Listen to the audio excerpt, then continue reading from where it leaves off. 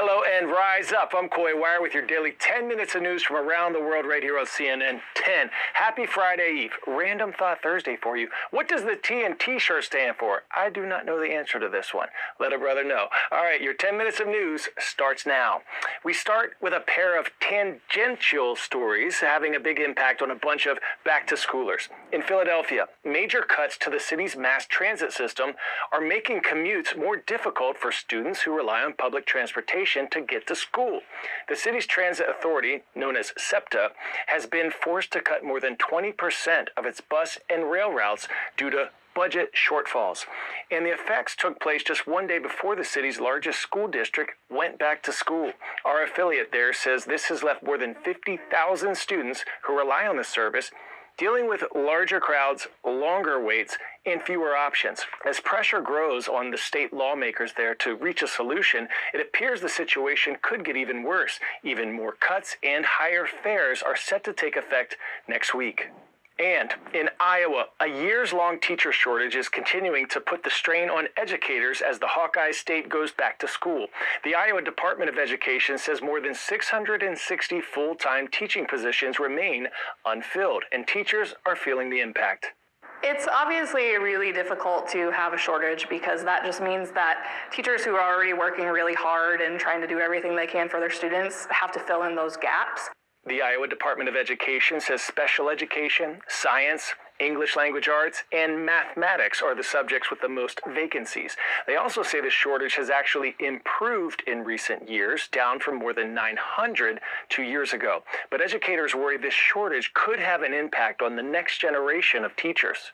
Even students who might have a passion to be a teacher are often being discouraged from teaching, and they go into other professions. And even some that are actually going into teaching decide, I'm going to go elsewhere where teachers are more supported than they are in Iowa. The state, for their part, says teachers recently received an historic pay raise as part of a nearly $100 million investment in K through 12 education. And Iowa is hardly alone with this struggle. According to the Learning Policy Institute, 1 in every 8 positions across the country were unfilled as of July 2025. Let's put on our critical thinking hats for a quick CNN 10 think tank. What do you think is one of the biggest reasons some states are struggling to hire or keep teachers?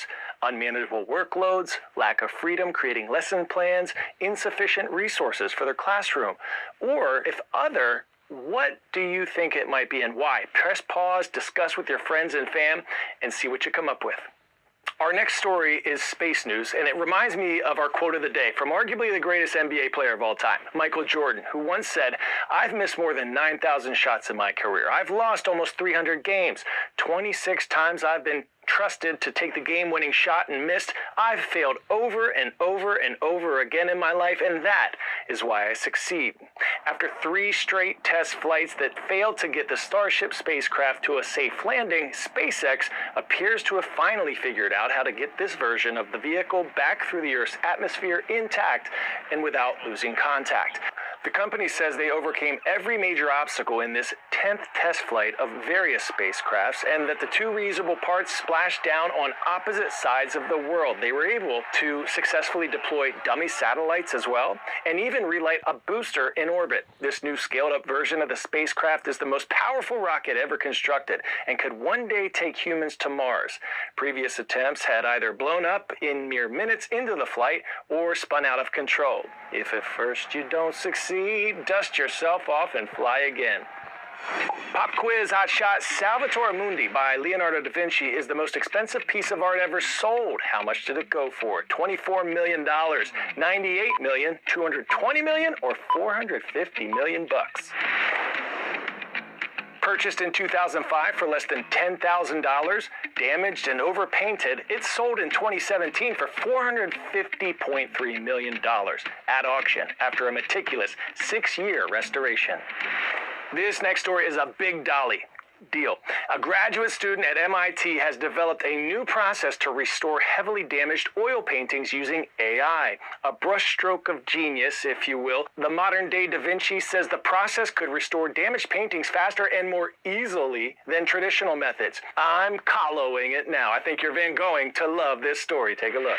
The way we begin the process of constructing the mask is we scan the painting in very high resolution to construct a virtually reconstructed version of the painting. Once that restored version, that image exists, we find the different areas in the painting that need to be in-painted based on what humans perceive as the major damages. So that means that of the hundreds of thousands of damages in the painting in the study, only a few % of them are actually in-painted because they're the most visible ones to us humans. That mask is then made on a very thin membrane that's placed over the painting, and that restores the damages on it. The transparent parts of these membranes is only 30 microns thick, and that's thinner than a human hair. You can see the regions that survived underneath it, and it is a very easily reversible bond.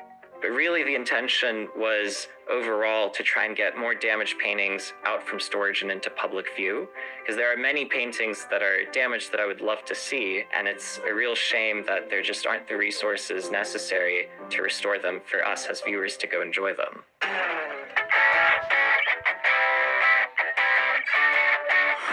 Today's story getting a 10 out of 10.